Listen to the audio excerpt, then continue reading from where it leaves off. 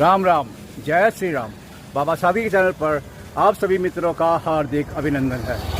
अभी मैं चौखटिया के 84 मार्ग पर हूँ और जा रहा हूँ मासी भूमिया देव मंदिर के दर्शन करने के लिए। और आप इसका चौखटिया की खूबसूरती का नज़ारा लीजिए और साथ में सुनिए एक ज्ञानवर्धक कहानी। या तो कहानी अच्छी लगेगी, कहानी अच्छी नहीं लगी तो आपको चौखटिया के नज़ारे अच्छे लगेंगे। यह है देवभूमि उत्तराखंड और अभी हम हैं ब्रिज पर। नीचे है रामगंगा नदी और वो आप देख रहे हैं वह है माँ अग्नेरी देवी का मंदिर, प्राचीन मंदिर। ये कतुरी राजवंश से संबंधित बताया जाता है, तो देखिए आप भी दर्शन कीजिए इसके। कहानी का शीर्षक है ब्राह्मण देव। और दो खूबसूरत परियों जैसी बेटियां मुझे मिली हैं यहाँ पे। और सबसे अच्छी बात है कि मैंने इनसे पूछा कि कहाँ पे शूट करूँ, बोला जहाँ से मंदिर है वहाँ शूट करो। तो आप पीछे देख सकते हैं मंदिर भी है, साथ में है ये सुनहरी यादें। कभी इन्होंने भूले भटके यूट्यूब में अपना तस्वीर देखा तो मुझे ज़रूर याद करेंगे। यहाँ पे हो रही है धान की रोपाई। जिन्हें आराम पसंद है वो ये काम नहीं करते हैं और जिन्हें मेहनत पसंद है वो आराम नहीं करते हैं। चलिए आते हैं कहानी के ऊपर। अकबर ने एक ब्राह्मण को बहुत दयनीय स्थिति में देखा तो बीरबल उनके साथ थे। तो उन्होंने बीरबल से जो है एक व्यंग्य की भाषा में पूछा, क्या यही आपके ब्राह्मण हैं जिन्हें आप ब्रह्मदेव कह के पूछते हैं? लेकिन ये तो भिखारी वाला काम कर रहे हैं। तो उस समय तो बीरबल कुछ बोल नहीं पाए। बोलते भी क्या, क्योंकि बात ही ऐसी थी। उसके बाद जब अकबर अपने महल में पहुंच गए तो बीरबल वापस आए उसी ब्राह्मण के पास और ब्राह्मण से पूछा कि वो भिक्षाटन क्यों करता है, यानी कि भीख क्यों मांगता है। ब्राह्मण ने कहा, मेरे पास धन आभूषण भूमि कुछ भी नहीं है और मैं ज़्यादा शिक्षित भी नहीं हूँ, इसलिए जो है अपने परिवार का पालन पोषण करने के लिए ये भिक्षाटन यानी कि भीख मांगना मेरी मजबूरी है। तो बीरबल ने पूछा कि ये भिक्षाटन करके आपको प्रतिदिन कितना मिल जाता है? तो ब्राह्मण ने कहा कि मुझे 6 से 8 रुपया मिल जाती हैं। चौखटिया के इन हरे भरे खेतों, खूबसूरत वादियों में, खूबसूरत मकानों के बीचों बीच एक मंदिर है जिसका नाम है श्री बैराठेश्वर महादेव। तो ऐसा मौका मैं कभी भी खोना पसंद नहीं करता हूँ। अंदर जाऊँगा और हर हर महादेव कह के आऊँगा। और ये है बैराठेश्वर महादेव मंदिर प्रांगण। हर हर महादेव, हर हर महादेव। आपने जब यदि महाभारत देखी हुई है तो आपने उसमें सुना होगा बैराठ नगरी। तो ये वही बैराठ नगरी है जिसका नाम है चौखटिया। पांडु यहाँ आए थे और मासी गए थे, यहाँ आए थे, दूनागिरी गए थे।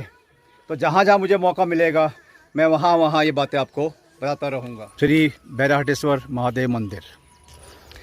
तो बीरबल ने पूछा, यदि आपको कोई काम मिले तो क्या आप भिक्षा मांगना छोड़ दोगे? तो ब्राह्मण ने पूछा बीरबल से, मुझे क्या काम करना होगा? तब बीरबल ने ब्राह्मण से कहा कि आपको ब्रह्म मुहूर्त में स्नान कर स्वच्छ वस्त्र धारण करके प्रतिदिन 101 माला विष्णु मंत्र जाप की करनी है। ओम नमो भगवते वासुदेवाय नमः का जाप करना होगा और इसके लिए आपको हर रोज़ भेंट स्वरूप मैं आपको 10 रुपया दूंगा। ब्राह्मण ने सहर्षी प्रस्ताव को स्वीकार कर लिया और अगले दिन से उसने भीख मांगना छोड़ दिया और वादे के अनुसार प्रतिदिन स्नान करके स्वस्थ वस्त्र धारण करके 101 बार माला का जाप किया और हर रोज़ शाम को बीरबल उन्हें 10 रुपया देते। इस प्रकार से समय बीतता रहा। ब्राह्मण की सच्ची श्रद्धा और लगन देखकर बीरबल ने मंत्रों की जाप और उसकी संख्या और 80 की संख्या बढ़ा दी। विष्णु मंत्र की शक्ति से के प्रभाव से ब्राह्मण को भूख प्यास व शारीरिक व्याधि की तनिक भी चिंता नहीं रही। विष्णु मंत्र जाप के प्रभाव से ब्राह्मण के मुख पर तेज छलकने लगा, उसका ज्ञान अधिक हो गया और लोगों का ध्यान उसकी ओर आकर्षित होने लगा। लोग दर्शन करने के आने लगे। वहाँ पर फल फूल मिठाई धन जिसकी जो इच्छा हुई वो उन्होंने वहाँ पे दान करना शुरू यानी कि भेंट चढ़ानी शुरू कर दी। एक समय ऐसा आया कि उन ब्राह्मण देव को बीरबल से मिलने वाली अशर्फियों की भी आवश्यकता नहीं रही। वो प्रभु भक्ति में इतना लीन हो गए कि उनका हर चीज़ से वो एक प्रकार के निर्मोही हो गए। किसी चीज़ से कोई भी चीज़ उनको कोई भी वस्तु उनको आकर्षित नहीं कर पाई। ब्राह्मण संत के नित्य विष्णु जप की खबर चारों ओर फैलने लगी। दूर दूर से श्रद्धालु आके उनके दर्शन करने लगे। भक्तों ने उस तप स्थली पर एक भव्य मंदिर बनाया, आश्रम का निर्माण करा दिया और उसके तप की जो खबर है वो पहुंच गई शहंशाह अकबर के पास। अभी टी ब्रेक लिया है, अभी रास्ते में ही है, कहानी पूरी करते हैं, बने रहिए। तो इस जो ये ब्राह्मण देव थे इनके तप की खबर शहंशाह अकबर तक पहुंच गई। वो भी जिज्ञासु हो गए और वो भी जो है ब्राह्मण देव के दर्शन करने के लिए बेताब हो उठे। अभी हम चौखटिया बाज़ार में ही हैं। जब ये कहानी समाप्त हो जाएगी उसके बाद बस पकड़ेंगे। अब अकबर महाराज एक दिन अपने दरबारियों के साथ पहुंच गए ब्राह्मण देव के दर्शन करने के लिए। शाही गिफ्ट थे उनके पास में और उन्होंने जाके ब्राह्मण देव के चरण स्पर्श किए, उनका आशीर्वाद प्राप्त किया और मंदिर से बाहर आ गए। मंदिर से बाहर आने के बाद बीरबल ने बादशाह अकबर को पूछा कि बादशाह क्या आप इन ब्राह्मण देव को जानते हैं? तो बादशाह अकबर बोले कि नहीं, मैं तो इनसे पहली बार ही मिल रहा हूँ। तब बीरबल ने कहा, बादशाह आप इस ब्राह्मण देव को बहुत अच्छी तरह से जानते हैं। क्या आपको याद है कि आपने पहले एक ब्राह्मण को दयनीय हालत में देखा था और आपने उसका उपहास उड़ाया? आपने कहा था कि ये जो भिखारी है क्या यही ब्राह्मण है? क्या आप इन्हीं ब्रह्मा कह के पूछते हैं? तो बादशाह ये वही ब्राह्मण देव हैं जो आपको पहले जिसका आपने उपहास उड़ाया था और ये वही ब्राह्मण देव है जिनके चरण स्पर्श कर आपने आशीर्वाद लिया। आप हर्षित हैं, प्रफुल्लित हैं और अपने पे आप जो है थोड़ा गर्व सा महसूस कर रहे हैं कि आप एक अच्छे ज्ञानी से आपने मुलाकात की। तब अकबर ने बीरबल से पूछा कि इन ब्राह्मण देव में इतना बड़ा बदलाव कैसे हुआ?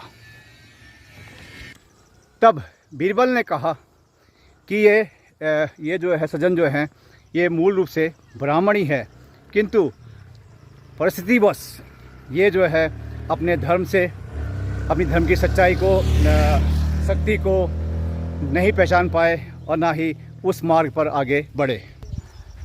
और अब इनमें जो बदलाव आया है वो मात्र धर्म सनातन धर्म के एक विष्णु मंत्र ने और उसके जाप ने इन ब्राह्मण देव की ब्राह्मण को जो है साक्षात ब्रह्मा बना दिया है। और कैसे एक बादशाह को चरणों में गिरने के लिए विवश कर दिया। जो मूल रूप से ब्रह्मा में विलीन हो सकता है, प्रभु के चरणों में विलीन हो सकता है, वही ब्राह्मण है। यदि ब्राह्मण अपने कर्म पथ पर दृढ़ता के साथ चले तो देव शक्तियाँ उसके साथ साथ चलती हैं, लेकिन उसके लिए क्या है? धैर्य और प्रभु पर अटूट विश्वास। ये जो प्रसंग है ये मेरे मित्र हैं, व्हाट्सएप मित्र हैं, श्री सुनील द्विवेदी जी उन्होंने मुझे व्हाट्सएप पे इस प्रसंग को भेजा था और मैंने इसे किसी को भी नहीं भेजा, पढ़ के डस्टबिन डालते। और मैं इंतज़ार करता हूँ कि किसी पवित्र स्थान पर, देवभूमि हो, पवित्र स्थान हो, और ऐसा ही एक लंबा मार्ग मिले जहाँ पर मैं चलते हुए आपको खूबसूरत नज़ारे दिखा सकूँ और उस प्रसंग को आपके साथ में बांट सकूँ। मित्रों, गंदगी हमारे अंदर प्राकृतिक तौर पर भरी हुई है, हमें और गंदगी लेने की आवश्यकता नहीं है। बस हमें अच्छे कर्मों को, अच्छी बातों को ग्रहण करना है ताकि हम अपनी कमियों से धीरे धीरे दूर हो जाएं। देवभूमि से हूँ, देवभूमि में हूँ, अभी चौखटिया में ही हूँ। और कहानी आपको पसंद आई या नहीं आई, लेकिन चौखटिया आपको अवश्य पसंद आएगा। धन्यवाद। जय श्री राम, जय देवभूमि उत्तराखंड, भारत माता की जय। जय हिंद।